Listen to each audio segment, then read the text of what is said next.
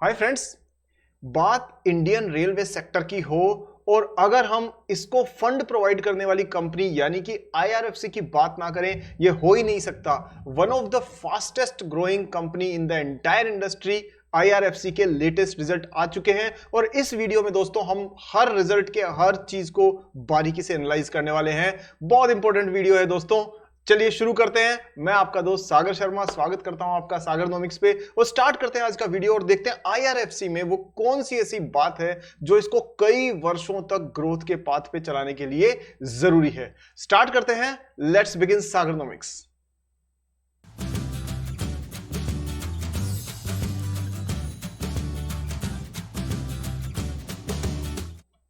दोस्तों वीडियो में आगे बढ़े और आईआरएफसी को हम डिकोड करें, इसके लेटेस्ट रिजल्ट्स को, उनसे पहले जरूरी है कि आप इस वीडियो को अभी से लाइक कर दीजिए वरना बाद में आप भूल जाएंगे। बहुत से काम होते हैं ना। और साथ में दोस्तों चैनल को सब्सक्राइब करके बेल आइकन को ऑन कर दीजिए ताकि मेरी रिसर्च बेस्ड वीडियो आपको तुरंत मिलती रहे। चलिए दोस्तों देखते हैं आईआरएफसी के नतीजे क्या कहते हैं। Let's begin the analysis.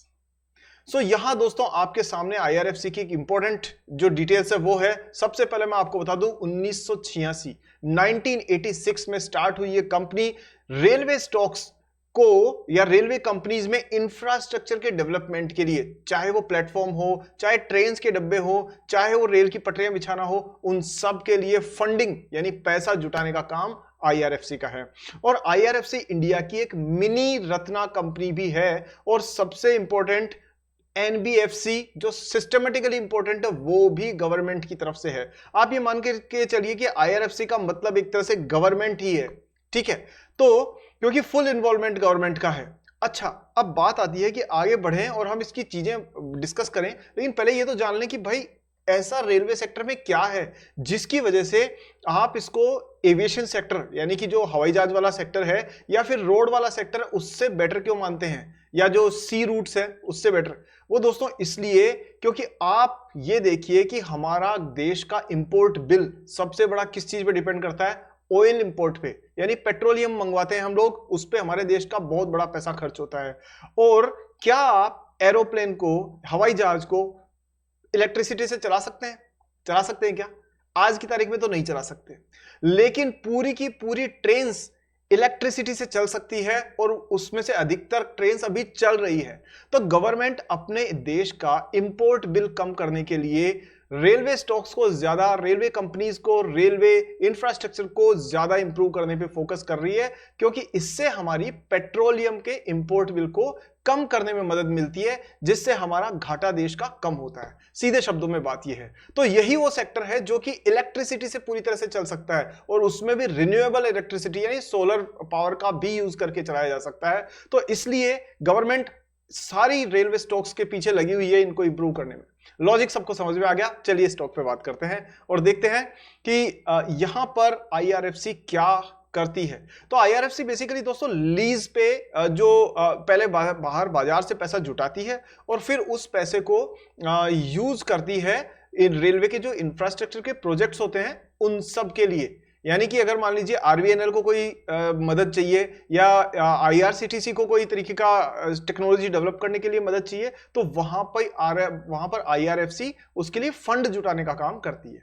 सीधे शब्दों में ये है। कॉम्प्लेक्स चीजें तो बहुत लंबी हो जाएगी, but I think you got the idea now. चलो अब हम इसका ना फटाफट से एक बार डिकोड कर लेते हैं कि ये पैसा कहां खर्च करती है और इसका ओवरऑल जो लॉन्स है वो कहां जाते हैं। तो देखिए, ये सबसे पहली बात है कि पैसा लेती कहां से है। सो पैसा लेने के लिए दोस्तों ये डिपेंडेंट है डोमेस्टिक और इंटरनेशनल लेवल पर जो फाइनेंशियल इंस्टीट्यूशंस है उनसे। तो ये बॉन्ड्स के जरिए पैसा जुटाती है और जब पैसा इसके पास आ जाता है तो फिर क्या करती है दोस्तों, ये लीज पर जो है प्रोजेक्ट्स को डेवलप करती है अलग अलग कंपनीज के साथ में जो रेलवे में काम करती है। तो देखिए, अब इसका मैक्सिमम जो है 46% जो फंडिंग है वो किसको करते हैं? रोलिंग स्टॉक को। रोलिंग स्टॉक क्या? वो स्टॉक जो चलते हैं, यानी ट्रेन के पहियों पे चलने वाले जो डब्बे होते हैं ना, वो रोलिंग है क्योंकि वो रोल हो रहा है, ठीक है। दूसरा होता है आपका 53% of financing of railway infrastructure project, railway projects under EBR and 1% to meet the debt financing.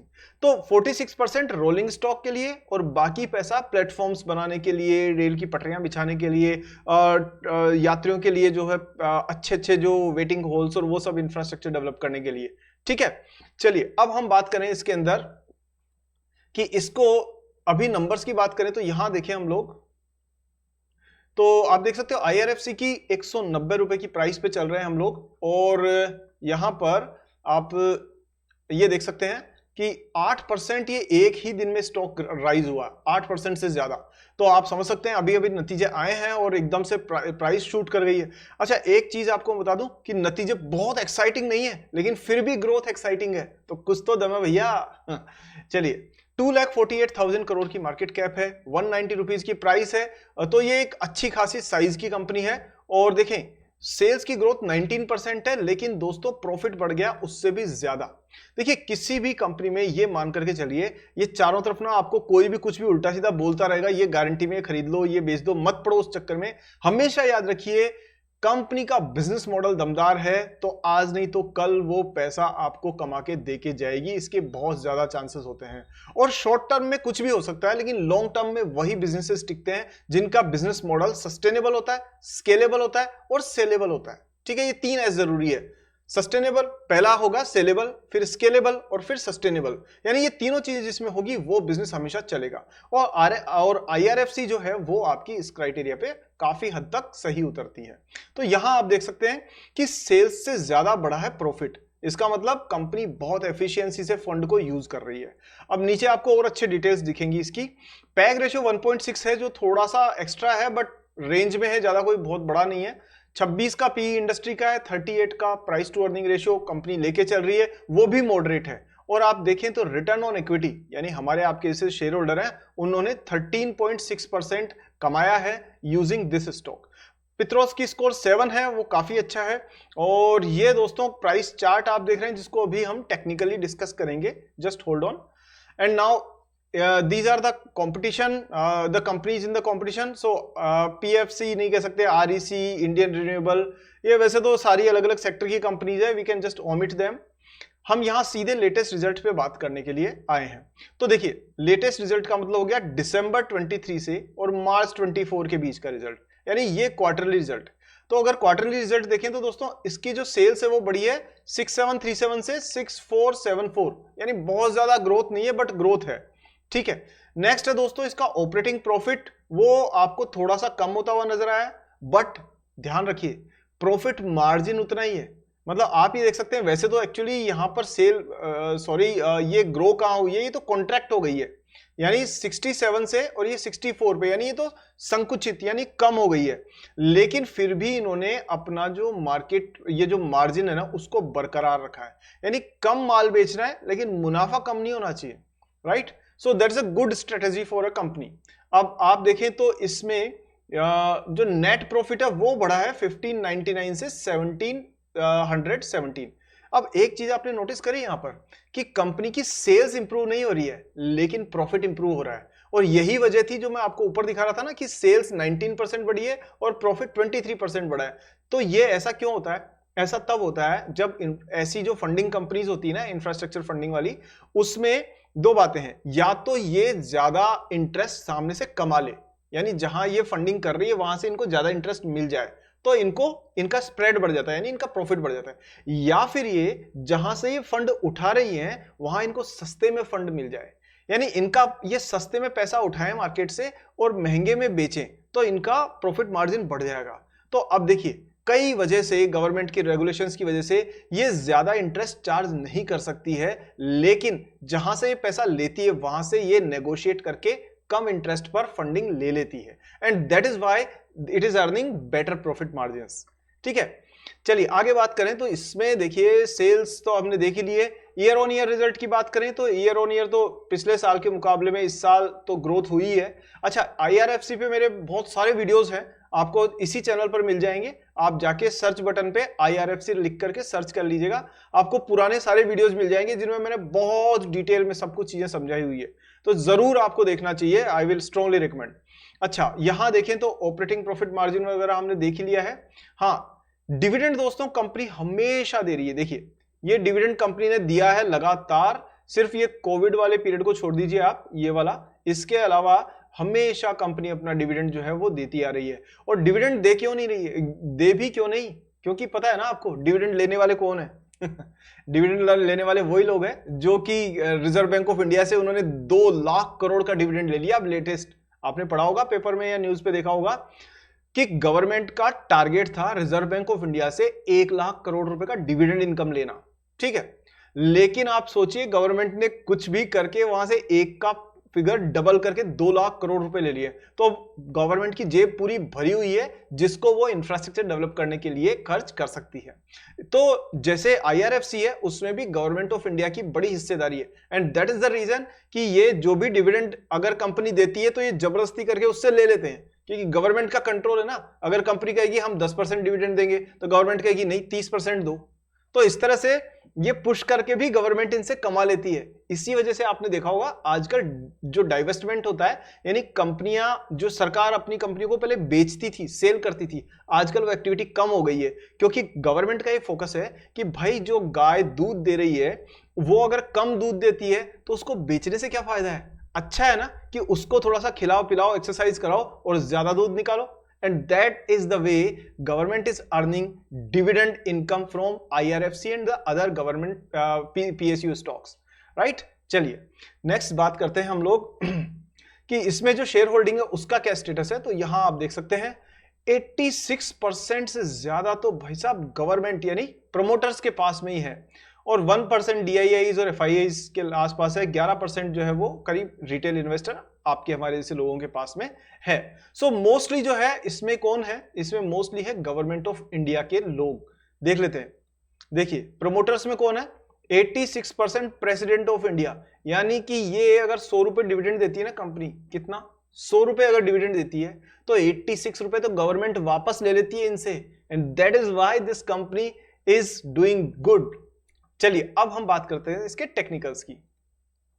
यहां दोस्तों आपके स्क्रीन पर टेक्निकल चार्ट है इसका, और टेक्निकल चार्ट में आप खास तौर पे देख सकते हैं कि ये जो रैली है ना इसकी, ये रैली चलती ही जा रही है, और ये रैली काफी आगे तक भी चलने के चांसेस दिख रहे हैं। हालांकि कोई गारंटी होती नहीं है मार्केट में, कोई दुनिया का व्यक्ति ये नहीं बता सकता कि कल कौन सा स्टॉक कहां खुलेगा जब तक कि वहां मैच फिक्सिंग जैसी हालत नहीं हो। लेकिन कोई नहीं बता सकता, चाहे वो मिस्टर बफेट हो चाहे वो कोई और हो। तो इसलिए हमेशा ध्यान रखिए कि हम बात करते हैं एनालिसिस के बेसिस पर। तो यहां एक लॉन्ग टर्म एनालिसिस जो निकल के आ रहा है वो आ रहा है कि मूविंग एवरेजेस का क्रॉस ओवर हुआ है, कैंडल स्टिक्स उससे ऊपर है, राइजिंग वॉल्यूम के साथ में ट्रेड हो रहा है, और एक लॉन्ग टर्म बुल मार्केट की तरफ ये चलता हुआ दिख रहा है। सो साफ तौर पे ये कंपनी अप ट्रेंड में नजर आ रही है। अब आप पूछेंगे कि सर कितने में खरीदें कितने में बेचें, तो यार मेरा ना आपको एक सीधी सीधी सलाह है, मैं पूरे मार्केट से थोड़ा डिफरेंट बात करता हूं, क्योंकि मैं ईमानदारी से बोलता हूं, ऑनेस्टी से बात करता हूं, ट्रांसपेरेंसी से बात करता हूं। मुझे कोई फर्क नहीं पड़ता कि किसी को लुभाना या कुछ नहीं, नहीं नहीं, जो कुछ साफ है मैं साफ बोलूंगा। और इसीलिए मैं आपको कहूंगा कि यदि आप अच्छी क्वालिटी के स्टॉक्स में थोड़ा दिन मेहनत करके, रिसर्च करके, सीख करके और धीरे धीरे इन्वेस्ट करते हैं ना, तो ये मान के चलिए कि लॉन्ग टर्म में वो आपको अच्छा कमा के देंगे ही। तो उस केस में आपके लिए जो रेजिस्टेंस और जो आपकी बाइंग और सेलिंग के जो टारगेट्स है ना वो मैटर नहीं करते। आप ये बताइए किसी स्टॉक से आपको 2 रुपए कमाने कि 100 रुपए कमाने। अब मान लीजिए आपको कल उसमें 2 रुपए कमाने का मौका मिल जाए और 2 महीने बाद में 100 रुपए कमाने का मौका मिल जाए। Now what is the better deal? Do you want to lose 98 rupees profit just because you want a buying and selling target? समझ आ गई मेरी बात? चलिए बहुत बढ़िया। तो यहां पर मैं आपको एक थोड़ा सा आइडिया जरूर दे देता हूं इसका, बट जो मैंने कहा है ना उससे अगर आप एग्री हो तो मुझे जरूर बताइए कमेंट सेक्शन में कि sir we agree with you. Perfect, मुझे बड़ा अच्छा लगता है जब आप कमेंट करते हैं। अच्छा हाँ, एक चीज और मैं आपको बताऊं बिफोर वी मूव फर्दर, कि दोस्तों मैंने ना आपके लिए एक फ्री कोर्स डिजाइन किया है जिसमें आप 30 मिनट्स में स्टॉक्स को कैसे एनालाइज किया जाता है ये आसानी से सीख सकते हैं। डिस्क्रिप्शन में लिंक दिया हुआ है, वहां पर जाकर के उसको कोर्स को ज्वाइन करिए और फ्री में सीखिए कि स्टॉक को एनालाइज कैसे करते हैं। साथ में आने वाले दिनों में दोस्तों उसमें मैं और भी फ्री कंटेंट अवेलेबल करवाने वाला हूं जो हर व्यक्ति के लिए काम का होगा, और साथ में हमारी कम्युनिटी से आप जुड़ जाएंगे तो वहां भी काफी चीजें आपको मिलती रहेंगी। ठीक है दोस्तों, अब बात करते हैं इसी स्टॉक की। तो लिंक पे नीचे जो है उस पर क्लिक करके जरूर ज्वाइन करिएगा, एक पैसा भी अभी खर्च करने की जरूरत नहीं है आपको, ये फ्री कोर्स है आपके लिए। ठीक है, चलिए यहां पर आप देखिए तो अब ना ये करीब करीब मान के चलिए 180 175 दोस्तों, इसका ये एक तरह से यहां से नीचे अगर गिरता है तो 175 पे आपको बाइंग अपॉर्चुनिटी मिलेगी, और अगर आप ऊपर चलते हैं तो 200 तो बहुत जल्दी मीडियम टर्म में, मतलब शॉर्ट टर्म में आपको मिल जाएगा, एंड 220 के स्टॉक्स लेवल भी आपको आसानी से देखने को मिल सकते हैं। ठीक है दोस्तों, तो ये था एक short and sweet analysis IRFC के लेटेस्ट रिजल्ट्स के बारे में, और आप समझ गए होंगे कि डिस्पाइट ऑफ सेल्स का थोड़ा slow down, profit is intact, और आपको लास्ट में किस चीज से मतलब होता है?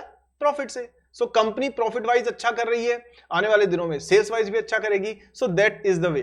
ठीक है, सो दोस्तों यहां एक छोटा सा डिस्क्लेमर मेरी तरफ से है कि इट्स एन एजुकेशनल वीडियो, आप सीखें समझें, 2-4-6 महीने लगाएं और उसके बाद में एक अनस्टॉपेबल इन्वेस्टर बन जाएं, यही मेरी कोशिश है। कोई बाइंग सेलिंग के रिकमेंडेशन दे करके मैं आपको मिसगाइड बिल्कुल नहीं करना चाहता, और ना ही मेरा ऐसा कोई इंटेंशन है।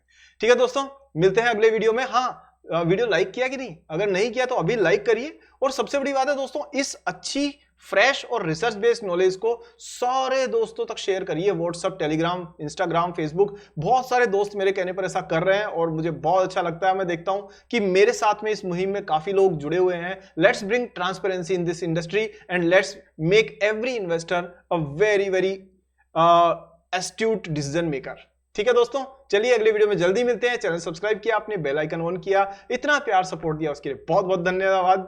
आई will meet you in the next video, तब तक के लिए ध्यान रखिए। जय हिंद।